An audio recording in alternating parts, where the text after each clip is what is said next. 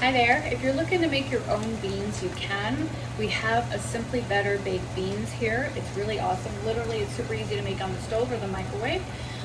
It's all the ingredients are right here for you. So it makes 8 cups.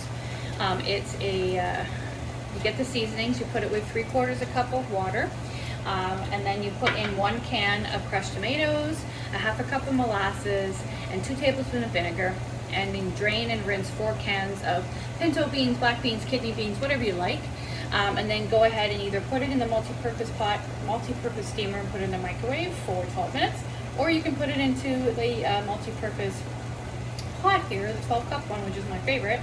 And then just stir it all in. So you go for 5 minutes on high, and then 10 minutes let it simmer, and there you go. So here we go.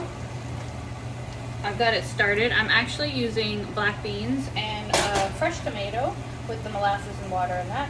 You can go ahead and follow the recipe or change it up like I do. I'm not one for a lot of tomatoes, so I actually don't use the can of crushed tomatoes. I just use a fresh tomato. But there you go. So this is in essence to help me prep for the week of our meals.